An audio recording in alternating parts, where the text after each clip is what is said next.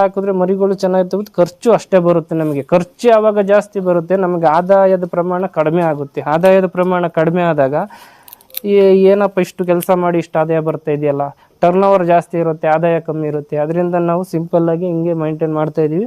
ಚೆನ್ನಾಗಿದೆ. ನಾವು ಇದಕ್ಕೆ 2016 ಅಂದರೆ ಇವತ್ತಿಗೆಲ್ಲ 9 ವರ್ಷ 8-9 ವರ್ಷ ಆಗಿದೆ. ಅವಾಗಲಿಂದಲೂ ಮೇಂಟೈನ್ ಮಾಡ್ಕೊಂಡು ಬರ್ತಾ ಇದ್ದೀವಿ. ಏನು ತೊಂದರೆ ಆಗಿಲ್ಲ, ಆದಾಯ ಚೆನ್ನಾಗಿದೆ. ಈಗ ನಾವು ಬೇರೆ ಕಡೆ ಹೋಗಿ ಕೆಲಸ ಮಾಡೋದನ್ನ ಇಲ್ಲೇ ಡೈಲಿ ಕೆಲಸ ಮಾಡ್ಕೊಂಡು ಮಾಡಿದ್ರೆ ನಾವು ಅದಕ್ಕಿಂತ ಹೆಚ್ಚು ಸಂಬಳದ ಲೆಕ್ಕದಲ್ಲಿ ಆದಾಯ ಲೆಕ್ಕದಲ್ಲಿ ಯಾವುದ್ರಲ್ಲಾದ್ರೂ ತಗೋಬೋದು. ಆ ಥರ ಮಾಡಬೇಕು ಅಂತೇಳಿ ಉದ್ದೇಶದಿಂದ ನಾವು ಇದನ್ನು ಮಾಡಿದ್ದು ಚೆನ್ನಾಗಿ ನಡೀತಾ ಇದೆ. ಬಟ್ ಮರಿಗಳಿಗೆ ಆಗಲಿ ಕುರಿಗಳಿಗೆ ಸಾಕ್ತೀವಿ ಅಂದರೆ ಮೇಯ್ನು ಕುರಿಗಳಲ್ಲಿ ಬ್ರೀಡಿಂಗ್ ಮಾಡ್ಕೊಬೇಕು. ಯಾರೇ ಸಾಕೋದಾದರೂ ಬರೀ ನಾವು ಟಗರುಗಳು ಸಾಕಿ ಮಾರ್ತೀವಿ ಅಂದರೆ ಇವತ್ತಿನ ಮಾರ್ಕೆಟಲ್ಲಿ ದುಡ್ಡು ಆದಾಯ ತೆಗಿಯೋಕ್ಕಾಗಲ್ಲ, ಕಷ್ಟ ಇರುತ್ತೆ. ತೆಗಿಬೋದು, ತುಂಬ ಕಷ್ಟ, ಆದಾಯದ ಪ್ರಮಾಣ ಕಮ್ಮಿ ಇರುತ್ತೆ, ಲಾಂಗ್ ಟರ್ಮ್ ಉಳಿಸ್ಕೊಳ್ಳೋಕ್ಕಾಗಲ್ಲ. ಯಾಕೆಂದರೆ ನೀವು ಪ್ರತಿ ವರ್ಷವೂ ಮರಿಗಳನ್ನ ತೊಗೊಂಡು ಬಂದು ಮತ್ತೆ ಒಂದೊಂದು ಬ್ಯಾಚಿಗೂ ಮರಿ ಸೇಲ್ ಮಾಡಿ ತೊಗೊಬಂದು ಇದು ಮಾಡ್ಬೇಕಾದ್ರೆ ನಮ್ಗೆ ಎಲ್ಲ ಬ್ಯಾಚಲ್ಲೂ ಒಳ್ಳೆ ಮರಿಗಳು ಸಿಗಲ್ಲ, ಸೆಲೆಕ್ಷನ್ ಮರಿಗಳು ಸಿಗಲ್ಲ. ಅವನ್ನ ನಾವು ತಂದು ಮಾಡಿ ಅಡ್ಜಸ್ಟ್ ಆಗೋ ಹೊತ್ತಿಗೆ ನಾವು 10 ತಂದರೆ 1-2 ಫೇಲ್ ಆಗಿಬಿಡ್ತವೆ. ಅಲ್ಲೆಲ್ಲ ಆದಾಯ ಅದರಲ್ಲೇ ಹೋಗ್ಬಿಡುತ್ತೆ. ಅದರಿಂದ ನಾವು ಬ್ರೀಡಿಂಗ್ ಮಾಡ್ಕೊಬೇಕು. ಬ್ರೀಡಿಂಗಲ್ಲಿ ಏನಂದ್ರೆ ಮರಿಗಳಲ್ಲಿ ಹೆಚ್ಚು ಕಡಿಮೆ ಏನೇ ಆದರೂ ನಮ್ಮಲ್ಲೇ ಹುಟ್ಟಿರೋ ಮರಿಗಳಾಗಿರೋದ್ರಿಂದ ನಮಗೇನು ಅದರಲ್ಲಿ ಅಷ್ಟು ಲಾಸು ಅಂತೇನು ಬರಲ್ಲ. ಬಟ್ ಬರುತ್ತೆ, ಒಂದು 100 ಕುರಿ ಮರಿ ಹಾಕಿದರೆ ನಿಮಗೆ 5%, 6, 7, 8% ಮಟಾಲಿಟಿ ಇದ್ದೇ ಇರುತ್ತೆ. ಅದು ಕಾಮನ್ನು. ಆದ್ರೆ ನಮಗೇನು ಅನಿಸಲ್ಲ. ಅದು ಮರಿ ಇದಾಯಿತು ಅಂದರೆ ಕಂದಾಗ್ತು ಅಂದರೆ ಮತ್ತೆ 5 ತಿಂಗಳಲ್ಲಿ ಮತ್ತೆ ಮರಿ ಹಾಕುತ್ತೆ. ಅದನ್ನು ಮೇಂಟೈನ್ ಮಾಡ್ಕೊಂಡು ಹೋಗ್ತಾಯಿದ್ರೆ ಆಯ್ತು ಅಷ್ಟೇ. ಅವಕ್ಕೆ ಫೀಮೇಲ್ ಮೇವಿಂದು ಅವಕ್ಕೆ ಬೇಕಾಗಿರೋ ನ್ಯೂಟ್ರಿಷನ್ ಎಲ್ಲ ಸರಿಯಾಗಿ ಚೆನ್ನಾಗಿ ಮೇಂಟೈನ್ ಮಾಡ್ಕೊಂಡು ಹೋಗ್ತಾಯಿದ್ರೆ ಆಟೋಮೆಟಿಕ್ಕಾಗಿ ಅವಕ್ಕೆ ಏನು ಬೇಕೋ ಅದು ಸಿಗುತ್ತೆ. ಆವಾಗ ಆ ಮರಿಗಳು ಚೆನ್ನಾಗಿರ್ತವೆ. ನಮಗೇನು ಈ ಸಲ ಒಂದು ಕಂದು ಹಾಕಿದೆ ಅಂದರೆ ಮತ್ತೆ 5 ತಿಂಗಳಲ್ಲಿ ಅದು ಮತ್ತೆ ಮರಿ ಹಾಕೇ ಬಿಡುತ್ತೆ. ಅದ್ರದ್ದು ರಿಕ್ವೈರ್ಮೆಂಟ್ ಅದೇ ಮಾಡ್ಕೊಳ್ಳುತ್ತೆ. ನಾವು ಗಂಡು ಮರಿಗಳನ್ನೇ ತಂದು ಸಾಕು ಮಾರ್ತಾ ಇರ್ತೀವಿ ಅಂದರೆ ಲಾಸ್ ಆಗುತ್ತೆ. ಹೆಂಗೆ ಲಾಸ್ ಆಗುತ್ತೆ? ಈಗ ಮರಿ ಇವತ್ತು 6,000, 7,000, 8,000 ಮರಿಗಳಿದ್ದಾವೆ. ಆ ರೇಟಿಗೆ ತಂದು ನಾವು ಸಾಕಿ ಮಾರಬೇಕಾದ್ರೆ ಅವು ಚೆನ್ನಾಗಿ ಬಂದು 15-20,000 ಹಿಂಗೆಲ್ಲ ಮಾರ್ತೀವಿ ಅಂತಂದರೆ ಖರ್ಚುಗಳು ಅಷ್ಟೇ ಬರುತ್ತೆ. ಆ ಮರಿಗಳು ತಂದು ನಮಗಿಲ್ಲಿ ಅಡ್ಜಸ್ಟ್ ಆಗಲ್ಲ. ಅದರಿಂದ ಅದೆಲ್ಲ ಸಮಸ್ಯೆಗಳು, ಕಾಯಿಲೆಗಳಿರುತ್ತೆ. ನಾವು ಪ್ರತಿ ಸರಿ ಮರಿಗಳನ್ನ ಹೊರಗಡೆಯಿಂದ ತರ್ತಾ ಇದ್ದೀವಿ ಅಂತಂದರೆ ರೋಗಗಳು ಜಾಸ್ತಿ ಬರುತ್ತೆ. ರೋಗಗಳು ವ್ಯಾಕ್ಸಿನೇಷನ್ಗಳು ಕರೆಕ್ಟಾಗಿ ಆಗಿರಲ್ಲ. ಸಂತೆಗಳಲ್ಲಿ ಒಂದು ಕುರಿಗೆ ಆಗಿಲ್ಲ ಅಂದರೆ ಬೇರೆ ತರಬೇಕಾರೆ ಬೇರೆ ಕುರಿಗಳಿಂದ ಅವು ಕತ್ತಿ ನಾವು ತಂದ ಮೇಲೆ ನಮಗೆ ಸಿಕ್ಕಾಪಟ್ಟೆ ಸಮಸ್ಯೆ ಆಗುತ್ತೆ. ಅದರಿಂದ ನಾವು ಬ್ರೀಡಿಂಗಲ್ಲೇ ಮಾಡ್ಕೊಂಡು ಬ್ರೀಡಿಂಗಲ್ಲಿ ನಾವು ಆದಾಯನ ಹೆಂಗೆ ತೆಗಿತೀವಿ ಅಂದರೆ ಹೆಣ್ಮರಿಗಳನ್ನ ನಾವು ಇಟ್ಕೊತೀವಿ, ಗಂಡು ಮರಿಗಳನ್ನ ಸೇಲ್ ಮಾಡ್ತೀವಿ. ಹೆಣ್ಮರಿಗಳು ಬೇಕು ಅಂದವರಿಗೆ ನಾವು ಕೊಡ್ತೀವಿ ಹೆಣ್ಮರಿಗಳನ್ನ. ಗಂಡು ಮರಿಗಳನ್ನ ನಾವೇ ಮರಿಗಳು ಸಾಕಾಣಿಕೆಗೂ ಮಾರ್ತೀವಿ. ಲಾಸ್ಟಿಗೆ ಇಲ್ಲ ಅಂದರೆ ನಾವು ಕಸಿ ಮಾಡಿಸಿ ನಮ್ಮ ಸೈಡೆಲ್ಲ ಕಸಿ ಮಾಡಿರೋ ಮಾಲನ್ನ ಜಾಸ್ತಿ ಟಗರುಗಳನ್ನ ಕೇಳೋದ್ರಿಂದ ಕಸಿ ಮಾಡಿಸಿ ಹಬ್ಬಗಳಿಗೆಲ್ಲ ಬಂದು ಇಲ್ಲೇ ತಗೊಂಡು ಹೋಗ್ತಾರೆ, ಕೊಟ್ಬಿಡ್ತೀವಿ. ಬಂಡೂರು, ಎಳಗ, ರ್ಯಾಂಬುಲೆಟು, ನಾರಿ ಸುವರ್ಣ, ಡಾರ್ಪರು, ಇಷ್ಟು ಜಾತಿ ಕುರಿಗಳು ಇದ್ದಾವೆ. ಅದ್ರ ಮರಿಗಳನ್ನೆಲ್ಲ ತಳಿಗಳನ್ನೆಲ್ಲ ಇಟ್ಕೊಂಡು ನಮ್ಮ ಹತ್ರ ನಾರಿ ಸುವರ್ಣ ಎರಡು ಮರಿ ಹಾಕೋ ತಳಿಗಳನ್ನೂ ಇಟ್ಕೊಂಡಿದ್ದೀವಿ. ಡಾರ್ಪರು ಇದೆ, ಎಳಗನೂ ಇದೆ. ಎಲ್ಲ ರೀತಿ ಫೀಮೇಲ್ಗಳನ್ನ ಇಟ್ಕೊಂಡು ನಾವು ವರ್ಷಕ್ಕೊಂದು ಮೇಲ್ನ ಚೇಂಜ್ ಮಾಡ್ಕೊಂಡು ಹೊರಗಡೆಯಿಂದ ಬೇರೆ ಇನ್ಬ್ರೀಡಿಂಗ್ ಆಗ್ದಂಗೆ ಕುರಿಗಳಲ್ಲಿ ಮೇಯ್ನ್ 50% ಮ್ಯಾನೇಜ್ಮೆಂಟ್ ಹೋಗೋದೇ ಇನ್ಬ್ರೀಡಿಂಗ್ ಆಗ್ದಂಗೆ ಮೇಂಟೈನ್ ಮಾಡಬೇಕು. ಇನ್ಬ್ರೀಡಿಂಗ್ ಆಗ್ದಂಗೆ ಮೇಂಟೈನ್ ಮಾಡ್ಕೊಂಡು ಇಲ್ಲಿ ಗಂಟ ತೊಗೊಂಡು ಬಂದು ಇವತ್ತು ನಮಗೆ ಏನಿಲ್ಲ ಅಂದರೂ 4-5 ಲಕ್ಷದ ಮೇಲೆ ಆದಾಯ ಬರುತ್ತೆ. ನನಗೆ ಗೊಬ್ಬರದಲ್ಲೇ ವರ್ಷಕ್ಕೆ 1.5-2 ಲಕ್ಷ ಆದಾಯ ಬರುತ್ತೆ. ಇನ್ನು ಕುರಿಯಲ್ಲಿ 4-5 ಲಕ್ಷ ಆದಾಯ ಬರುತ್ತೆ. ಅಂದರೆ ನಾವೇನು ಮಾಡ್ತೀವಿ, ಫೀಮೇಲ್ನ ಇಟ್ಕೊಂಡು ಗಂಡು ಮರಿಗಳನ್ನ ಸೇಲ್ ಮಾಡ್ಕೊಂಡಿದ್ದೀವಿ. ಇಲ್ಲಾಂದ್ರೂ ಜಾಸ್ತಿ ಆದಾಯ ಮಾಡ್ಬೋದು. ನಾವೆಲ್ಲನೂ ಸೇಲ್ ಮಾಡ್ತೀವಿ ಅಂದರೆ ನಾವೇನು ಮಾಡಿ ಡೆವಲಪ್ಮೆಂಟು ಮಾಡ್ಕೊಂಡು ಹೋಗ್ತಾ ಇರ್ತೀವಿ. ವರ್ಷ 2ರಿಂದ ಶೆಡ್ಡನ್ನು ಕೂಡ ಡೆವಲಪ್ಮೆಂಟ್ ಮಾಡ್ತಾಯಿದ್ದೀವಿ. ಕುರಿನೂ ವರ್ಷ ಜಾಸ್ತಿ ಮಾಡ್ಕೊಂಡು ಹೋಗ್ತಾ ಇದ್ದೀವಿ. ನಾವು ಹಳ್ಳಿಲೇ ಮನೆಯಲ್ಲಿ ಒಂದು 50,000 ತಿಂಗಳಿಗೆ ದುಡಿಬೇಕು ಅನ್ನೋ ಇಂಟೆನ್ಷನ್ಲೇ ಮಾಡ್ಕೊಂಡು ಹೋಗ್ತಾ ಇದ್ದೀವಿ. ಆಗ್ತಾಯಿದೆ, ಏನಿಲ್ಲ. ಇವತ್ತು ಒಂದು 5-10 ಸಾವಿರ ಡಿಫ್ರೆನ್ಸ್ ಇರ್ಬೋದು. ನಮಗೆ ಅಷ್ಟು ಆದಾಯ ಬರ್ತಾಯಿದೆ. ನಮಗೆ ತುಂಬ ಚೆನ್ನಾಗಿ ಅಡ್ಜಸ್ಟ್ ಆಗಿದೆ, ಕಂಫರ್ಟಬಲ್ ಆಗಿದೆ. ಈ ವರ್ಕಲ್ಲಿ ನಾವು ಚೆನ್ನಾಗಿ ಮಾಡ್ಕೊಂಡು ಹೋಗ್ತಾಯಿದ್ದೀವಿ. ಏನು ನಮಗೆ ಇವತ್ತಿಗೂ ಬೇಜಾರಿಲ್ಲ. ಕುರಿಯಲ್ಲಿ ಏನಂದರೆ ಏರುಪೇರು ಆಗುತ್ತೆ. ಮನುಷ್ಯ ಇದರಲ್ಲಿ ಸ್ಟಾರ್ಟಿಂಗ್ ಮಾಡಿದ ಮೇಲೆ ಅದ್ರ ಬಗ್ಗೆ ತಿಳ್ಕೊಂಡಿಲ್ಲ ಅಂದರೆ ಏರುಪೇರು ಆಗುತ್ತೆ. ಅದರಿಂದ ಅದನ್ನೆಲ್ಲ ಫೇಸ್ ಮಾಡ್ಕೊ ಹೋದರೆ ಚೆನ್ನಾಗಿರುತ್ತೆ. ಯಾವತ್ತೇ ಅದ್ರ ಬಗ್ಗೆ ತಿಳ್ಕೋಬೇಕು, ಅಡ್ಜಸ್ಟ್ ಆಗಬೇಕು ನೀವು ಅದಕ್ಕೆ. ಅದು ನಿಮಗೆ ಯಾವತ್ತೂ ಅಡ್ಜಸ್ಟ್ ಆಗೋಲ್ಲ, ನೀವು ಅದಕ್ಕೆ ಅಡ್ಜಸ್ಟ್ ಆಗಬೇಕು. ಅದಕ್ಕೆ ಕೂಡ ಮೇವಾಗಲಿ ಟೈಮಿಂಗ್ಸ್ ಆಗಲಿ ಎಲ್ಲನೂ ಅಡ್ಜಸ್ಟ್ ಮಾಡ್ಕೊ ಹೋದರೆ ಚೆನ್ನಾಗಿರುತ್ತೆ. ಇವತ್ತು ಬೇರೆ ಕಡೆ ಹೋಗಿ ನೀವು ಕೆಲಸ ಮಾಡಿ ತಗೊಳ್ಳೋ ಸಂಬಳನ ನಾವು ಮನೆ ಬಾಗಿಲಲ್ಲಿ ನಮ್ಮ ಸ್ವಂತ ಉದ್ಯಮದಿಂದ ತಗೋತಿದ್ದೀವಿ ಅಂದರೆ ಅದಕ್ಕಿಂತ ನೆಮ್ಮದಿ ಅನ್ನೋದು ಯಾವುದೂ ಇರಲ್ಲ. ಅದಕ್ಕೋಸ್ಕರ ನಾವು ಅದು ಮಾಡಿದ್ದು, ನಮ್ಗೆ ಅದು ಹಾಕಿದೆ, ಒಳ್ಳೇದಾಗಿದೆ. ಏನು ಇದು ಇವತ್ತಿಗೂ ಕುರಿ ನಂಬ್ಕೊಂಡಿರೋದ್ರಿಂದ ನಮ್ಗೆ ಏನೂ ಲಾಸ್ ಆಗಿಲ್ಲ, ಇವತ್ತಿಗೂ ಚೆನ್ನಾಗಿದೆ, ಒಳ್ಳೇದಾಗಿದೆ. ಸ್ಟಾರ್ಟಿಂಗು ನಾನು ಕುರಿ ಅಂತೇಳಿ ನಾನು ಹೆಣ್ಮರಿ ಕುರಿ ಅಂತೇಳಿ ತಂದಿದ್ದಿದೆ, ಫಸ್ಟ್ನೇ ಹೆಣ್ಮರಿ ಇದು. ಇಲ್ಲೇ ಆಲ್ರೆಡಿ ಇದಕ್ಕೆ 9 ವರ್ಷ ಆಗಿದೆ, ಇನ್ನೂ ಇಟ್ಕೊಂಡಿದ್ದೀನಿ. ಯಾಕೆ ಇದನ್ನು ಮಾರೋದು ಬೇಡ ಅಂತ ನನ್ನಲ್ಲೇ ನನಗೆ ಕೈ ಹಿಡ್ದಿದ್ದಿದೆ, ಅದಕ್ಕೋಸ್ಕರ ಇದನ್ನೇ ಇರಲಿ ಅಂತ ನಾನು ಇವತ್ತಿಗೂ ಇಟ್ಕೊಂಡಿದ್ದೀನಿ. ಇದೊಂದು ಕೊಡಲ್ಲ ನಾನು ಮರಿಯ. ಇನ್ನು ಕುರಿಯಲ್ಲಿ ಇನ್ಬ್ರೀಡಿಂಗ್ ಅಂದರೆ ನಾನು ಇವತ್ತು 9 ವರ್ಷದಲ್ಲಿ ಮಿನಿಮಮ್ 8 ಟಗರನ್ನ ಚೇಂಜ್ ಮಾಡಿದ್ದೀನಿ. ಯಾಕೆಂದರೆ ನಾನು ವರ್ಷಕ್ಕೊಂದ್ಸಲಿ ನಂದು ಈಗ ಶೆಡ್ಡಲ್ಲಿ ಪಾಲ್ಟೇಷನ್ ಎಲ್ಲ ಕಮ್ಮಿ ಇರೋದ್ರಿಂದ ವರ್ಷಕ್ಕೊಂದು ಟಗರನ್ನ ಚೇಂಜ್ ಮಾಡ್ತೀನಿ. ಬೇರೆ ಟಗರು ತರ್ತೀನಿ, ಅದು ರೆಡಿ ಆದಮೇಲೆ ಈ ಟಗರನ್ನ ಸೇಲ್ ಮಾಡ್ತೀನಿ. ಆವತ್ತೇ ನಾವು ಇನ್ಬ್ರೀಡಿಂಗ್ ಆಗ್ದಂಗೆ ನೋಡ್ಕೊತೀವಿ. ಅದರಲ್ಲೇ ಹುಟ್ಟಿರೋ ಮರಿನ ಅದಕ್ಕೆ ನಾವು ಮತ್ತು ಅದರಲ್ಲಿ ಹುಟ್ಟಿರೋ ಮರಿಗೆ ಅದರಲ್ಲೇ ನಾವು ಯಾವತ್ತೂ ಕ್ರಾಸ್ ಮಾಡಿಸಲ್ಲ. ಬೇರೆ ಮೇಲ್ ತಂದು ರೆಡಿ ಮಾಡಿರ್ತೀವಿ, ಈ ಮೇಲನ್ನ ಸೇಲ್ ಮಾಡಿ ಆ ಮೇಲನ್ನ ಹಾಕ್ತೀವಿ. ಕುರಿಯಲ್ಲಿ ಮೇಯ್ನ್ ಅದೊಂದು ಇಂಪಾರ್ಟೆಂಟಾಗಿ ನೀವು ಯಾರೇ ಸಾಕಾಣಿಕೆ ಮಾಡೋದಿದ್ರು ಅದನ್ನು ಮಾಡಲೇಬೇಕು. ಇನ್ಬ್ರೀಡಿಂಗ್ ಮಾಡಿಕೊಂಡ್ರೆ ಮರಿಗಳು ಕಂಪ್ಲೀಟ್ ಫೇಲ್ ಆಗುತ್ತೆ, ಲಾಸ್ ಆಗುತ್ತೆ. ಡ್ಯಾಮೇಜ್ ಆಗ್ಬೋದು, ಕಂದು ಹಾಕ್ಬೋದು, ಅಂಗವಿಕಲ ಆಗ್ಬೋದು, ಎನಿವನ್ ಅದರಲ್ಲಿ 108 ಪ್ರಾಬ್ಲಮ್ ಬರುತ್ತೆ. ಅದನ್ನು ಫೇಸ್ ಮಾಡೋಕ್ಕಾಗಲ್ಲ. ಅದರಿಂದ ಏನು ಮಾಡ್ತೀವಿ, ಮೇಲ್ನ ಚೆನ್ನಾಗಿ ಬೇರೆ ಚೇಂಜ್ ಮಾಡ್ತಾ ಇರ್ಬೇಕು. ಮತ್ತು ಮೇಲನ್ನ ನಾವು ತಂದು ಮೇಲ್ಗೆ ಏನು ಮಾಡ್ತೀವಿ ಅಂದರೆ ಸಪ್ರೇಟು ಏನು ಹಿಂಡಿ ಬೂಸ ಸಪ್ರೇಟ್ ಕೊಟ್ಕೊಬೇಕು, ಅವಕ್ಕೆ ನ್ಯೂಟ್ರಿಷನ್ ಕೊಡ್ಕೋಬೇಕು. ಯಾಕೆಂದರೆ ಒಂದು 50 ಕುರಿನೂ ಒಂದೇ, ಒಂದು ಟಗರು ಒಂದೇ. ಆ ಟಗರನ್ನ ಚೆನ್ನಾಗಿ ಅಂದರೆ ನೀವು ಚೆನ್ನಾಗಿ ಮೇಂಟೈನ್ ಮಾಡ್ತೀವಿ ಅಂದರೆ ಎಲ್ಲ ಫುಲ್ ಕೊಟ್ಟು ಊದಿಸ್ಬಿಟ್ರೆ ಹತ್ತಲ್ಲ ಅವು. ಅದಕ್ಕೇನು ಬೇಕು ಅದನ್ನು ಕೊಡಬೇಕಷ್ಟೆ. ಅದನ್ನು ಕೊಟ್ಟು ಒಂದು ಟಗರನ್ನ ಲಾಸ್ ಆಗ್ದಂಗೆ, ವೀಕ್ ಆಗ್ದಂಗೆ ಚೆನ್ನಾಗಿ ಇಟ್ಕೊಂಡು ಹೋದರೆ ಫಾರ್ಮು ಚೆನ್ನಾಗಿ ರನ್ ಆಗ್ತಾ ಹೋಗುತ್ತೆ. ಚೆನ್ನಾಗಿ ಯಾವಾಗ ಟಗರು ಚೆನ್ನಾಗಿ ಒಳ್ಳೆ ಮರಿ ಬರುತ್ತೆ ಅಂದರೆ, ಒಳ್ಳೆ ಮರಿ ಬಂದಂದರೆ ಒಳ್ಳೆ ಆದಾಯ ಬರುತ್ತೆ. ಒಳ್ಳೆ ಆದಾಯ ಬಂತು ಅಂದರೆ ಬಿಸ್ನೆಸ್ಸು ಚೆನ್ನಾಗಿರುತ್ತೆ, ಎಲ್ಲರಿಗೂ ಅನುಕೂಲ. ನಾವು ಮಾಡಿರೋದಕ್ಕೂ ಆದಾಯಕ್ಕೆ ಮೋಸ ಆಗಲ್ಲ. ನಮ್ಮ ಹತ್ರ ಹೆಣ್ಮರಿ ಬಂದು ಬಂಡೂರು ಇದೆ, ಎಳಗ ಇದೆ, ನಾರಿ ಸುವರ್ಣ ಇದೆ. ಈ ಸಲ ಫಸ್ಟ್ ಕ್ರಾಸು ಡಾರ್ಪರ್ F1 ಮರಿಗಳು ಕೂಡ ಇದ್ದಾವೆ. ಅವು ಇನ್ನೂ ಮರಿ ಹಾಕಿಲ್ಲ, ಫಸ್ಟ್ನೇ ಮರಿ. ನಾವೀಗ ಫಸ್ಟಿಗೆ ಬಣ್ಣೂರು, ಎಳಗ, ನಾರಿ ಸುವರ್ಣದಲ್ಲಿ ಮಾಡ್ತಾಯಿದ್ದೀವಿ. ಎಳಗ ಬಂದು ಒಂದೇ ಹಾಕೋದು, ಬಂಡೂರು ಬಂದು ಒಂದೇ ಹಾಕೋದು, ನಾರಿ ಸುವರ್ಣ ಬಂದು 2-3 ಹಾಕುತ್ತೆ. ನಮ್ಮ ಹತ್ರ ಎರಡು ಮರಿ ನಾರಿ ಸುವರ್ಣ ಆದರೆ ಇವೆರಡು ಮರಿ ಹಾಕಿದೆ. ಇವೆರಡು ಇಲ್ಲಿದೆ, ಇಲ್ಲಿ ಎರಡು ಮರಿ ಹಾಕಿದೆ. ಎಲ್ಲ ಇದು ಒಂದು 3 ಡೇಸ್ ಆಗಿದೆ, ಅದೊಂದು 4 ಡೇಸ್ ಆಗಿದೆ ಮರಿಗಳದ್ದು. ಇನ್ನು ಅಲ್ಲೂ ಇದೆ ಎರಡು ಮರಿಗಳು.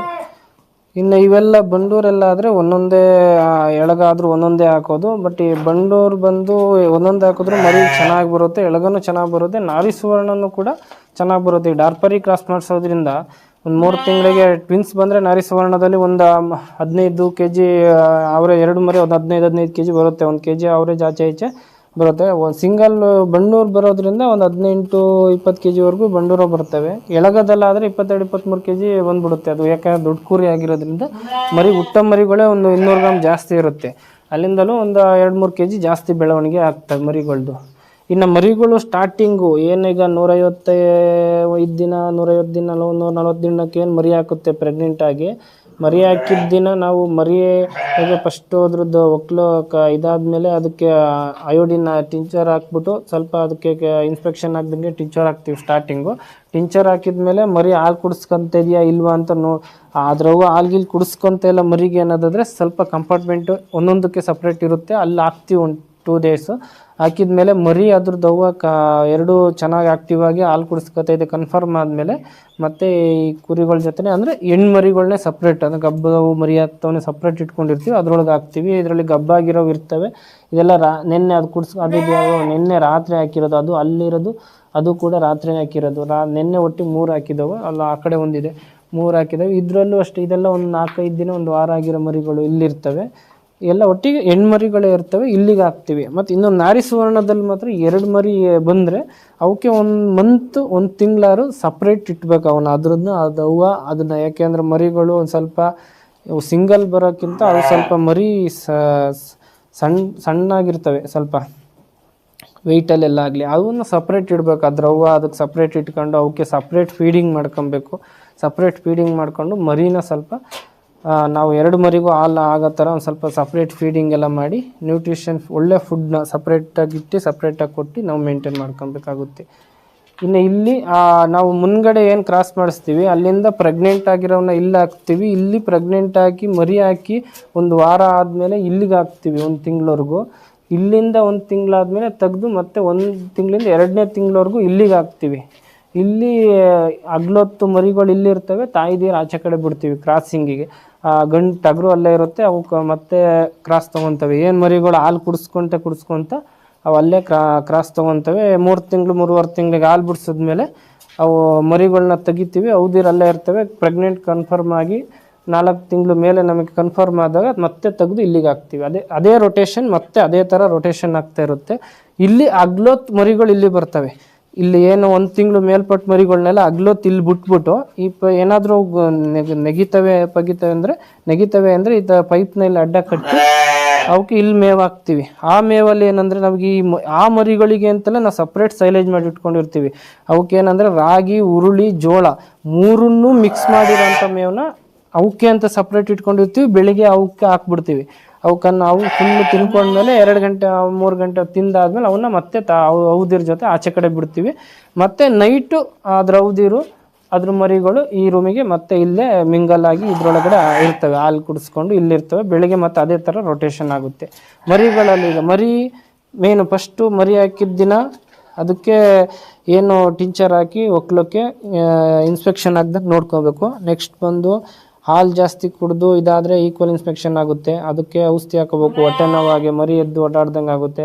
ಮತ್ತು ನಮ್ಮ ಸ್ವಲ್ಪ ಶೀತ ಇರೋದ್ರೆ ಈ ಮಳೆನಾಡದೆ ನಿಮೋನಿಯಾ ಶೀತ ಆಗುತ್ತೆ. ಸ್ವಲ್ಪ ಶೀತ ಆಗ್ದಂಗೆ ನಾವು ಅದಕ್ಕೆ ಇದು ಆಂಟಿಬಯೋಟಿಕ್ ಬರುತ್ತೆ. ಆಂಟಿಬಯೋಟಿಕ್ನ ಇಟ್ಕೊಂಡಿರಬೇಕು. ಅದನ್ನು ಹಾಕೊಬೇಕಾಗುತ್ತೆ. ಆಂಟಿಬಯೋಟಿಕ್ ಹಾಕ್ಕೊಂಡು ನೋಡ್ಕೊಬೇಕು. ಇನ್ನು ಹುಳಿನ ಔಷಧಿ ಒಂದು 20 ಡೇಸಿಗೆ ಹುಳಿನ ಔಷಧಿ ಹಾಕಬೇಕು. ನಾವು ಸ್ಟಾರ್ಟಿಂಗ್ ಹಾಕೋದೇ ಪೆಂಟಾಪ್ಲಸ್ ಹುಳಿನ ಔಷಧಿ ಹಾಕೋದ್ರಿಂದ ಅದರಲ್ಲಿ ಪ್ರಾಸಿಕ್ಯೂಟರ್ ಎಲ್ಲ ಇರೋದ್ರಿಂದ ಚೆನ್ನಾಗಿರುತ್ತೆ. ಪೆಂಟಾಪ್ಲಸ್ ಹಾಕ್ಕೊಂಡು ನೆಕ್ಸ್ಟ್ 1.5 ತಿಂಗಳಿಗೆ ಮತ್ತೆ ಹುಳಿನ ಔಷಧಿ ಹಾಕ್ಕೊಂಡು ಅದೇ ನೆಕ್ಸ್ಟ್ ಮಾಮೂಲಿ ದೊಡ್ಡವ್ರ ಜೊತೆ ಹೆಂಗೆ ಹಾಕತ್ತೀವಿ ಆ ಥರದ್ದು ಕಂಟಿನ್ಯೂ ಮಾಡ್ಕೊಂಡು ಹೋಗಬೇಕು. ವ್ಯಾಕ್ಸಿನೇಷನ್ಗಳೇನು ನಾವು 1.5 ತಿಂಗಳವರೆಗೂ ಯಾವುದೇ ಕುರಿಗೆ ಸಣ್ಣ ಮರಿಗೆ ಇಲ್ಲಿವರೆಗೂ ಯಾವುದೂ ಮಾಡಿಲ್ಲ. ಯಾಕೆಂದರೆ ತಾಯಿಗೆ ಮಾಡಿರ್ತೀವಿ. ಅದರಿಂದ ಅದಕ್ಕೆ 1.5-2 ತಿಂಗಳು 3 ತಿಂಗಳವರೆಗೂ ಯಾವುದೇ ವ್ಯಾಕ್ಸಿನೇಷನ್ಗಳು ನಾವು ಇಲ್ಲಿವರೆಗೂ ಮಾಡಿಲ್ಲ. ಮಾಡಿದ್ರೆ ಮಾಡ್ಬೋದು, ಆದರೆ ನಾವು ಯಾವುದೂ ಮಾಡಿಲ್ಲ. ಅವಶ್ಯಕತೆ ಯಾವಾಗಲೂ ಮಾಡಿಲ್ಲ ನಾವು. ಮಾಮೂಲಿ 3 ತಿಂಗಳಾದಮೇಲೆ ದೊಡ್ಡವಕ್ಕೆಲ್ಲ ಏನು ಮೇಂಟೈನ್ ಮಾಡ್ಕೊಂಡು ಹೋಗ್ತೀವಿ ಆ ಥರ ಮೇಂಟೈನ್ ಮಾಡಿ ಹೋಗಬೇಕು. ಮರಿಗಳಿಗೆ ಮಾತ್ರ ಹುಟ್ಟಿದ 1 ತಿಂಗಳು ಈ ಥರ ಸ್ವಲ್ಪ ಬೆಚ್ಚಗಿರಬೇಕು. ಜಾಗ ಜಾಸ್ತಿ ಈ ಮಳೆ ಇದ್ದರೆ ಎಲ್ಲ ಫುಲ್ ಕವರ್ ಮಾಡ್ಕೊಂಡು ಮರಿಗಳನ್ನ ಸ್ವಲ್ಪ ಬೆಚ್ಚಗಿರೋ ಥರ ಮೇಂಟೈನ್ ಮಾಡಬೇಕು. ಗಾರೆ ಹಾಕಿರೋದ್ರಿಂದ ಗಾರೆನೆಲ್ಲ ತಣ್ಣಗಾಗುತ್ತೆ. ನಾವು ಗೊಬ್ಬರ ಅದ್ರ ಮೇಲೆ ಬಿಡೋದ್ರಿಂದ ಗೊಬ್ಬರ ಈಟ್ ಅಂತಾರೆ. ಅದರಿಂದ ಅದು ಗೊಬ್ಬರದ ಮೇಲೆ ಮಲಗೋದ್ರಿಂದ ಅದಕ್ಕೆ ಬೆಚ್ಚಗಾಗುತ್ತೆ. ಎರಡೂ ಆಗುತ್ತೆ. ನಮಗೆ ಡೈಲಿ ಕ್ಲೀನ್ ಮಾಡೋದು ತಪ್ಪುತ್ತೆ, ಅವಕ್ಕೂ ಕಂಫರ್ಟಬಲ್ ಆಗುತ್ತೆ. ಆದ್ದರಿಂದ ನಾವು ಅದೇ ಥರ ಬಿಡ್ತೀವಿ. ವಾರಕ್ಕೊಂದಿನ ಕ್ಲೀನ್ ಮಾಡಿದ್ದಿನ ಇದು ಏನಾದರೂ ಹೊಟ್ಟನ ತಳಕ್ಕೆ ಅಂಡ್ಬಿಡ್ತೀವಿ ಸ್ವಲ್ಪ ಚೆನ್ನಾಗಿ. ಮತ್ತೆ ಇನ್ನೊಂದು ವಾರ ಬಿಟ್ಟು ಕ್ಲೀನ್ ಮಾಡಿದಾಗಲೇ ಅಂಡೋದು. ಅದುವರೆಗೂ ಆ ಗೊಬ್ಬರ ಅದು ಮಿಕ್ಸ್ ಆಗಿ ಬೆಚ್ಚಗೆ ಮರಿಗಳಿಗೂ ಚಳಿ ಆಗ್ದಂಗೆ ಚೆನ್ನಾಗಿರುತ್ತೆ. ನಾವು ಫಸ್ಟ್ ಡೈಲಿ ಕ್ಲೀನ್ ಮಾಡಿ ಡೈಲಿ ವಾಟರ್ ವಾಶ್ ಮಾಡಿ ಈ ಥರ ಮಾಡಿದ್ದು ಕಡಿಮೆ ಇದ್ದಾಗ. ಈಗ ಅದ್ರ ಬಗ್ಗೆ ಎಲ್ಲ ತಿಳ್ಕೊತ ಹೋದ್ಮೇಲೆ ನಾವು ಈ ಥರ ಸಿಸ್ಟಮ್ ಮಾಡ್ಕೊಂಡಿದ್ದೀವಿ ಸಿಂಪಲ್ಲಾಗಿ. ನಮ್ಮ ಹತ್ರ ಸೈಲೇಜ್ ಇದ್ದರೆ ಬೆಳಗ್ಗೆ 1 ಅವರ್ ಸಂಜೆ 1 ಅವರಲ್ಲಿ ಕೆಲಸ ಮುಗಿಸೋ ಥರ ಮಾಡ್ಕೊಂಡಿದ್ದೀವಿ. ಸಾಕಾಣಿಕೆ ಮಾಡ್ತಾರೆ. ಮಾರ್ಕೆಟಿಂಗ್ ಹೆಂಗೆ ಮಾಡೋದು ಅನ್ನೋದು ಕೆಲವರು ಗೊತ್ತಿರಲ್ಲ, ಕೆಲವರು ರಿಸ್ಕ್ ತೊಗೊತಾರೆ. ನಾವೇನು ಮಾಡ್ತೀವಿ, ಮಾರ್ಕೆಟಿಂಗಿಗೆ ಇವತ್ತು ರಿಸ್ಕೇ ತೊಗೊಂಡಿಲ್ಲ. ನಮ್ಮಲ್ಲಿ ಏನು ಹುಟ್ಟಿದ್ದಾವೆ ಹಾಲು ಬಿಡಿಸೋ ಮರಿಗಳಿಂದಲೂ ನಾವು ಸೇಲ್ಗೆ ಇಡ್ತೀವಿ. ಹಾಲು ಮೂಡಿಸಿರೋ ಮರಿಗಳೆಲ್ಲ ಸೆಲೆಕ್ಷನ್ ಎಲ್ಲ ಬ್ರೀಡಿಂಗ್ ಹೋಗ್ತವೆ, ಸಾಕಾಣಿಕೆ ಹೋಗ್ತಾರೆ. ಅವ್ರಿಗೆ ಎಲ್ಲ ಹೋಗ್ತವೆ. ಉಳಿದಿರೋ ಮರಿಗಳನ್ನ ನಾವು ಕಸಿ ಮಾಡಿಸಿ ಸಾಕಿ ಅವನ್ನ ಮಟನ್ ಪರ್ಪೋಸಿಗೆ ಮಾರ್ತೀವಿ. ಇಲ್ಲೇ ಬಂದು ತಗೊಂಡು ಹೋಗ್ತಾರೆ ಮಟನ್ ಪರ್ಪೋಸಿಗೆ. ಇವತ್ತಿಗೂ ನಮಗೆ ಮಾರ್ಕೆಟಿಗೆ ಯಾವತ್ತಿಗೂ ರಿಸ್ಕ್ ಆಗಿಲ್ಲ. ನಾವೇ ಇವತ್ತು ಮರಿ ಬಂದರೆ ಇಲ್ಲ ಅಂತೇಳಿ ಕಳಿಸಿದ್ದೀವಿ ಹೊರತು ನಮ್ಮ ಹತ್ರ ಉಳ್ಕೊಂಡಿದೆ ಅನ್ನೋ ಇದೇ ಇಲ್ಲ. ನಮ್ಮ ಹತ್ರ ಹೆಣ್ಣು ಮರಿಗಳು ಉಳ್ಕೊಂತವೆ, ಗಂಡು ಮರಿಗಳನ್ನ ನಾವು ಕೊಡ್ತಾ ಇರ್ತೀವಿ. ಹೆಂಗೆ ಮಾರ್ಕೆಟಿಂಗ್ ಅದು ಇಂಪಾರ್ಟೆಂಟು. ಮಾರ್ಕೆಟಿಂಗು ನಾವು ಫಸ್ಟು ಕುರಿನ ಮಾರ್ಕೆಟಿಂಗ್ ಹೆಂಗೆ ಮಾಡಬೇಕು ಅನ್ನೋದು ನಾವು ಸ್ಟಾರ್ಟ್ ಮಾಡಿದಾಗಲೇ ನಾವು ಅದನ್ನು ಪ್ಲ್ಯಾನ್ ಮಾಡ್ಕೊಂಡಿದ್ದು. ಯಾವ ಥರ ಪ್ಲ್ಯಾನ್ ಮಾಡ್ಕೊಂಡಿದ್ದು ಅಂದರೆ, ನಾವು ಇವತ್ತು ಮರಿ ಹಾಲು ಬಿಡಿಸ್ತೀವಿ. 3 ತಿಂಗಳಿಗೆ ಮರಿನ ಹಾಲು ಬಿಡಿಸಿದ್ರೆ ನಮಗೆ 1 ವರ್ಷ ಒಂದು ಹಲ್ಲಾಕೋವರೆಗೂ ಮರಿ ಸೇಲ್ ಮಾಡೋ ಅವಕಾಶ ಇರುತ್ತೆ. 3 ತಿಂಗಳಿಂದ 12ನೇ ತಿಂಗಳವರೆಗೂ ಅಂದರೆ 9 ತಿಂಗಳವರೆಗೂ ಅದ್ರ ಸೇಲ್ಗೆ ಅವತ್ತಿಂದಲೇ ಸೇಲ್ಗಿಟ್ಟಿರ್ತೀವಿ. ಮಧ್ಯೆ ನಾವು ಯಾವತ್ತು ಬಂದರೂ ಅದನ್ನು ಸೇಲ್ ಮಾಡಿಬಿಡ್ತೀವಿ. ಅದರಿಂದ ಯಾವುದು ರಿಸ್ಕ್ ಆಗೋಲ್ಲ. ಮರಿನೂ ಹೋಗುತ್ತೆ, ಇಲ್ಲಾಂದರೆ ಮಟನ್ಗೂ ಹೋಗುತ್ತೆ, ಈ ಬ್ರೀಡಿಂಗೂ ಹೋಗುತ್ತೆ. ಒಟ್ಟಿಗೆ ಮರಿಗಳು ನಮ್ಮ ಹತ್ರ ಸೇಲ್ ಆಗಬೇಕು. ಆ ಕಾನ್ಸೆಪ್ಟಿಂದ ನಾವು ಇವತ್ತಿಗೂ ನಮಗೆ ಮಾರ್ಕೆಟಿಂಗ್ ಯಾವುದೇ ರಿಸ್ಕ್ ಆಗಿಲ್ಲ. ಕುರಿಯಲ್ಲಿ ಮೇಯ್ನ್ ತೊಗೊಳ್ಳೋದೇ ಒಂದು ಬ್ರೀಡಿಂಗು, ಒಂದು ಫ್ಯಾಟ್ನಿಂಗ್ ಮಾಡೋದು ಅಂತ. ಪ್ಯಾಟ್ನಿಂಗ್ ಮಾಡೋಕ್ಕೆ ಅಂತ ತೊಗೊಂಡ್ರೆ ಫಸ್ಟು ನಾವು ಮರಿನ ಹೊರಗಡೆಯಿಂದ ತರಬೇಕು. 7, 8, 9, 10 ಸಾವಿರ ಮರಿ ಬೀಳುತ್ತೆ. ಮರಿಗಳನ್ನ ತಂದು ಅದನ್ನು ನಾವು ಪ್ಯಾಟ್ನಿಂಗ್ ಮಾಡಿ, ಅಂದರೆ ನಾವು 10 ಮರಿ ತಂದರೆ ಅದು ತಾಯಿ ಅದು ಯಾವ ತಳಿ ಯಾವ ಥರ ವೆಯ್ಟ್ ಬರುತ್ತೆ ಏನು ಗೊತ್ತಿರಲ್ಲ ನಮಗೆ. 10 ಮರಿ ಒಂದೇ ರೇಟ್ ಕೊಟ್ಟು ತಂದಿರ್ತೀವಿ, ಅದು 10 ಮರಿನೂ ಒಂದೇ ಥರ ಬೆಳೆಯಲ್ಲ ನಮ್ಮ ಹತ್ರ. ಅದರಲ್ಲಿ 10 ಮರಿಲೂ 4-5 ಥರ ಆಗುತ್ತೆ. ಒಂದು ಜಾಸ್ತಿ ಬೆಳೆಯುತ್ತೆ, ಒಂದು ಬೆಳೆಯೋದೇ ಇಲ್ಲ, ಒಂದು ಮೀಡಿಯಮೇ ಬೆಳೆಯುತ್ತೆ. ಈ ಥರ ಆದಾಗ ಏನಾಗುತ್ತೆ, ನಮಗೆ ಒಂದೇ ಥರ ಆದಾಯ ನಾವು ಮೇಂಟೈನ್ ಮಾಡೋಕ್ಕಾಗಲ್ಲ. ಆದಾಯದಲ್ಲಿ ಏರುಪೇರು ಆಗುತ್ತೆ. ಬೆಳವಣಿಗೆ ಹೆಂಗೆ ಏರುಪೇರು ಆಗುತ್ತೆ ನಮಗೂ ಅದೇ ಥರ ಆಗುತ್ತೆ. ಅದರಿಂದನೇ ಬ್ರೀಡಿಂಗಲ್ಲಿ ಏನಾಗುತ್ತೆ, ನಮ್ಮಲ್ಲಿ ಯಾವ ಟಗರು ಹಾಕಿರ್ತೀವಿ, ಯಾವ ಫೀಮೇಲ್ ಇರುತ್ತೆ, ಆ ಕ್ವಾಲಿಟಿ ಮರಿ ಹುಟ್ಟಿರುತ್ತೆ. ಆ ಮರಿಗಳು ನಮಗೆ ಖರ್ಚು ಕಮ್ಮಿ ಇರುತ್ತೆ, ಮರಿಗಳು ಚೆನ್ನಾಗಿ ಬರುತ್ತೆ. ಅದರಲ್ಲಿ ಲಾಸ್ ಆಗೋಕ್ಕೆ ಚಾನ್ಸ್ ಇರಲ್ಲ. ನಿಮಗೆ ಏನಂದರೆ ಆದಾಯದಲ್ಲಿ ಕಡಿಮೆ ಆಗ್ಬೋದು ಹೊರತು ಲಾಸ್ ಆಗಲ್ಲ. ಅದರಿಂದ ಏನು ಮಾಡ್ತೀವಿ, ಫ್ಯಾಟನಿಂಗು ನೀವು ಯಾರೇ ಕುರಿ ಸಾಕಾಣಿಕೆಯಲ್ಲಿ ಲಾಂಗ್ ಟರ್ಮ್ ಆಗಿ ನಾವು ಅದರಲ್ಲೇ ಒಂದು ಜೀವನನ ರೂಪಿಸ್ಕೊತೀವಿ ಅಂತ ಹೊರಟ್ರೆ, ನೀವು ಫ್ಯಾಟ್ನಿಂಗಿಗಿಂತ ಬ್ರೀಡಿಂಗ್ ಬೆಸ್ಟು. ಬ್ರೀಡಿಂಗಲ್ಲಿ ನಿಮಗೆ ಎಲ್ಲ ಕುರಿನೂ ಮರಿ ಹಾಕುತ್ತೆ, ಎಲ್ಲ ಕುರಿನೂ ಮರಿ ಬರುತ್ತೆ, ಮರಿ ಹಾಕ್ತವೆ. 1 ಆಗ್ತವೆ, 2 ಆಗ್ತವೆ. ಆದರೆ ನಮಗೆ ನಮ್ಮ ಏರಿಯಾಕ್ಕೆ ಯಾವ ಕುರಿ ಅಡ್ಜಸ್ಟ್ ಆಗುತ್ತೆ, ಯಾವ ತಳಿ ಅಡ್ಜಸ್ಟ್ ಆಗುತ್ತೆ ಅನ್ನೋದನ್ನ ಮಾಡಬೇಕು. ಸ್ಟಾರ್ಟಿಂಗ್ ಕಡಿಮೆ ಪ್ರಮಾಣದಲ್ಲಿ ತಂದು ನೀವು ಅಡ್ಜಸ್ಟ್ ಮಾಡಿಕೊಂಡು ತಳಿ ಅಭಿವೃದ್ಧಿ ಮಾಡ್ಕೊಂಡು ಹೋಗ್ಬೇಕು. ನಮ್ಮಲ್ಲೇ ಹುಟ್ಟಿರೋ ಮರಿಗಳಾದರೆ ನಮ್ಮದವರಿಗೆ ಚೆನ್ನಾಗಿ ಅಡ್ಜಸ್ಟ್ ಆಗಿರ್ತವೆ, ಆರೋಗ್ಯದಲ್ಲಿ ಚೆನ್ನಾಗಿರ್ತವೆ, ಚೆನ್ನಾಗಿ ಹುಟ್ಟ ಮರಿಗಳು ಚೆನ್ನಾಗಿ ಆರೋಗ್ಯಕ್ಕೆ ಬರ್ತವೆ, ಬೆಳವಣಿಗೆ ಆಯ್ತವೆ. ಅದರಿಂದ ನಮಗೇನು ಮರಿಗಳಿಗೆ ಎಕ್ಸ್ಟ್ರಾ ಕೇರ್ ಮಾಡೋ ಇದಿರಲ್ಲ. ಅವೇ ಮರಿಗಳನ್ನ ಸಾಕೊಂಡು ಆ ವೆದರ್ಗೆ ಅವೇ ಅಡ್ಜಸ್ಟ್ ಆಗಿ ನಮಗೇನು ರಿಸ್ಕ್ ಇರಲ್ಲ. ಏನಂದರೆ ಮಳೆಗಿಲೆ ನೆನಿದ್ದಂಗೆ ಮೇವು ಮೇಂಟೆನೆನ್ಸು, ಅವಕ್ಕೆ ಒಳ್ಳೆ ಮೇವನ್ನ ನಾವು ಮೇಂಟೈನ್ ಮಾಡ್ಕೊಬೇಕು. ವರ್ಷದ 365 ದಿನವೂ ಒಳ್ಳೆ ಮೇವು, ಪಂಗಲ್ ಸೇರಬಾರ್ದು, ಅವು ತಿನ್ನೋ ಅಂಥದ್ದು ಎಂಥದ್ದು ತಂದು ಹಾಕಿ ಮೇಂಟೈನ್ ಮಾಡೋದು. ಒಳ್ಳೆ ಮೇವು ಮೇಂಟೈನ್ ಮಾಡ್ಕೊಂಡು